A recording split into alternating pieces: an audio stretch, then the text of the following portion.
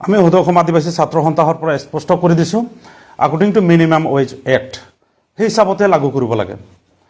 বাদ বাকী চৰকাৰৰ লগত আলোচনা কৰি পেলাই কোনোবা মেনেজমেণ্টৰ পৰা আলোচনা কৰি পেলাই বা যিটো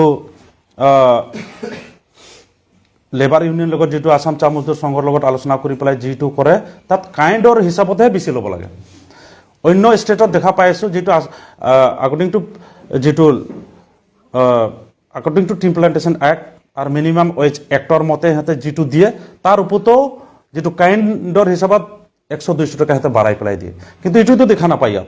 ইয়াত মাত্ৰ কি কৰে কোম্পানীৰ মুনাফা হিচাপতে নেগচিয়েশ্যন কৰে আৰু কোম্পানী সদায় কয় যে আমাৰ ইটো লছ হৈছে, ইটো কামাই হোৱা নাই, সিটো কিবা হোৱা নাই, খালি এইটো লছটোৱেই দেখায়। গতিকে কোম্পানীৰ যদি লছে হৈ আছে তেতিয়াহ'লেতো বাগানটো বন্ধ কৰিব লাগিছিল, আজিলৈকে কিয় বন্ধ হোৱা নাই? কিন্তু যিটো মিনিমাম ৱেজ এক্ট যিটো আইন হয় এইটো কিন্তু কিয় লাগু নকৰে? আজি বেলেগ ইণ্ডাষ্ট্ৰীত কিন্তু মিনিমাম ৱেজ এক্ট লাগু হৈ আছে, তাত ধুনীয়াকৈ চলি আছে। ইয়াত যদি আইন এটা বোলা বস্তু যদি বঢ়িয়াকৈ থাকে, আইন বোলা বস্তু যদি লাগু হৈ যায় তেতিয়াহ'লে ইয়াত লাভ লছৰ কথা একো নাহে। তেতিয়াহ'লে কোম্পানীও চলিব আৰু যিবিলাক ৱৰ্কাৰ্ছ হয় এই ৱৰ্কাৰ্ছবিলাকৰো ভাল হ'ব। আমি এইটোৱে বিচাৰিছোঁ।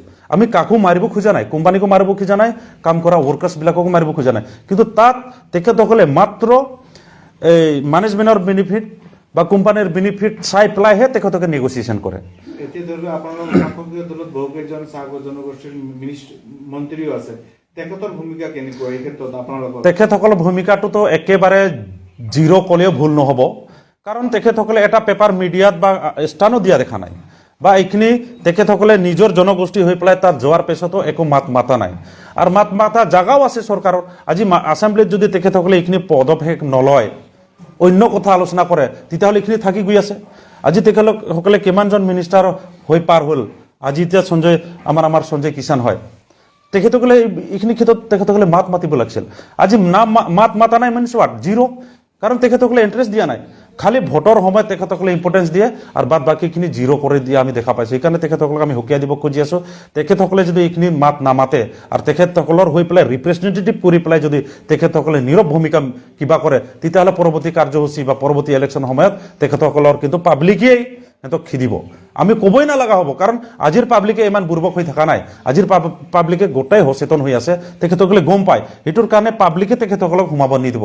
আৰু আজি স্পষ্ট কৰি দিছোঁ যিটো মিনিমাম ৱেজ এক্ট হয় এইটো অতি সোনকালে লাগু কৰিব লাগে, কাৰণ চৰকাৰে অলৰেডি আমাক একবাৰ কৈছিলে যে মিনিমাম ৱেজ এক্টৰ আলোচনা চলি আছে। কিমান দিন চলিব তাকে আমি ক'ব খুজিম যে যিমান আলোচনা চলি আছে চলক, কিন্তু অতি সোনকালে শেষ কৰি পেলাই আলোচনা মিনিমাম ৱেজ এক্টটো লাগু কৰি দিব লাগে। তেতিয়াহে আমাৰ জাতিৰ কাৰণে এটা প্ৰটেকশ্যন হ'ব বা বাগানত কাম কৰা মানুহৰ কাৰণে একটা সুৰক্ষিত হ'ব। নহ'লে কিন্তু আমাৰ মানুহ খালি কথা দি পেলাইহে থোৱা নিচিনা হৈ আছে। আৰু লাষ্টত আমি ক'ব খুজিম যিটো এছটিকৰণৰ কাৰণে বহুতখিনি কথা আগবাঢ়িছে বুলি কৈছিলে, কিন্তু এতিয়ালৈকে এছটিকৰণৰ কাৰণে একো এনাউন্সমেণ্ট পোৱা নাই। আজি অন্য জনগোষ্ঠীবিলাকৰ কাৰণেতো অট'নমাছ কাউন্সিলবিলাক দিলে সিহঁতৰ লগত আলোচনা কৰি পেলাই। আজি আমাৰ লগতো আলোচনা কৰি পেলাই তেখেতসকলে আমাৰ ইকনমিক গ্ৰ'থৰ কাৰণে আমাকো অট'নমাছ কাউন্সিলটো দিব পাৰিলে হয়। আজি সেইটো নিদি পেলাই আমাৰ মানুহ কেনেকৈ আগুৱাইব? এডুকেশ্যন লেভেলত কেনেকৈ আমি কোটা পাম? বা আজি যিকোনো জবৰ ক্ষেত্ৰত আমাৰ একো ৰিজাৰ্ভেশ্যন নাই। আজি অবেচি কোটাটো ইমান ডাঙৰ আছে, আজি আমি 200-300টা জনগোষ্ঠী আছোঁ, তাত আমি কেনেকৈ কোটা পাম? হিচাপ কৰিলে আমি এটাও নাপাম। আজি OBCত আমি যদি চাওঁ, আদিবাসীতে আমি মোৰ দেন 200 চাব ট্ৰাইব আছোঁ, আৰু তাৰ লগতে আৰু কোচ ৰাজবংশীৰ মাজতো আৰু সিহঁতৰ মাজতো আৰু 10টা মান আছে, আৰু বেলেগ কেইটা আছে। চবক যদি আমি হিচাপ কৰোঁ মোৰ দেন 250 বা 200 হ'ব। তো এই 10টা কোটাটোক আমি কেনেকৈ ভোগাম? তাৰপিছত যদি চৰকাৰ কয় আপোনালোককতো আমি ভাল কোটা দি আছোঁ, কেনেকুৱা হ'ব? কেনেকুৱা এডজাষ্ট হ'ব? আমাৰ মাজতে কাজিয়া লগাই দিয়া। চৰকাৰে কিন্তু খালি বাহ লৈছে। গতিকে সেই কোটাবিলাক বঢ়াই দিব লাগে আৰু ধুনীয়াকৈ স্পেচিফিক কৰাই দিব লাগে। সেইটোৰ কাৰণে আমি কৈছোঁ যে আদিবাসীবিলাকৰ কাৰণে এটা ছেপাৰেট বৰ্ড হ'ব লাগে, অনলি আদিবাসীৰ যদি ছেপাৰেট বৰ্ড হয় তেতিয়াহ'লে আমি আইডেণ্টিফাই কৰি দিব পাৰিম অমুক আদিবাসী হয়, তমুকহে আদিবাসী হয়। তাত আৰু এটা বস্তু আমি স্পষ্ট কৰাই দিব খুজিছোঁ, ওৰাং আদিবাসী হ'ব লাগিব, মুণ্ডা আদিবাসী হ'ব লাগিব, খাৰী আদিবাসী হ'ব লাগিব। তেতিয়াহ'লে আমি সেই বস্তুটোক আমি সোনকালে বুজি পাম। নহ'লে আদিবাসী ক'লে এটা নিউট্ৰেল নেম হয়, তাতো বেলেগৰ আদিবাসীৰ নামত সোমাই যাব পাৰে। তো ঠিক তেনেকৈ আজি আমি ক'ব খুজিম এছটিকৰণতো এনেকুৱাই হৈ আছে। আজি 6 জনগোষ্ঠী বুলি কৈ থৈ সোমাই দি দিছে। এতিয়া ক্ৰাইটেৰিয়া কাৰোবাৰ ফুলফিল হয়, কাৰোবাৰ ফুলফিল নহয়, এইটোতো চৰকাৰৰ কাম হয়। RGI চেক কৰা RGIৰ কাম হয় ইয়াত যদি কোনোবা যদি যোগ্য আছে পাবৰ কাৰণে চৰকাৰে অতি সোনকালে নিৰীক্ষা পৰীক্ষা কৰি পেলাই দিব লাগিছিল, কিন্তু সেই ছাবজেক্টটোক পলিটিকেলাইজ কৰা দেখা পাই গৈ আছোঁ বাৰে বাৰে।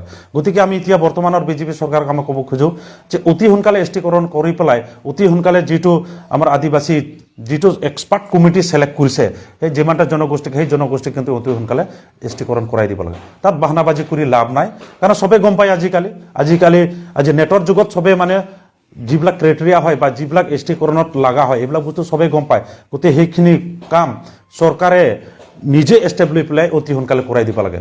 আৰু যদি তেখেতসকলৰ দিবও ইচ্ছা নাই সেইটো স্পষ্ট কৰক, যে আমাক এছটি দিয়া নহ'ব স্পষ্ট কৰক, কি কাৰণত দিয়া নহ'ব সেইটো ঠিক কৰিব লাগিব। যিহেতু আমি অলৰেডি আকৰ্ডিং টু RGI আমি ট্ৰাইবেলেই হয়, মাত্ৰ অসমত আমাক এৰিয়া ৰেষ্ট্ৰিকশ্যন কৰি দিছে। আজি বহুত জনগোষ্ঠী আছে, আজি বেংগলত থকাবিলাক কিছুমান মানুহে আজি এছটি ভোগ কৰি আছে, আমি আজি কিয় পোৱা নাই। ঠিক তেনেকৈ আজি ইয়াৰ ট্ৰাইবেলবিলাক তাতো ট্ৰাইবেল আছে, কিন্তু আমাৰ ক্ষেত্ৰত কয় আদিবাসীবিলাক ওৰাং মুণ্ডাবিলাক ৱেষ্ট বেংগলত ট্ৰাইবেল আছে যদি অসমত হ'ব নোৱাৰে, এইটো কিয়?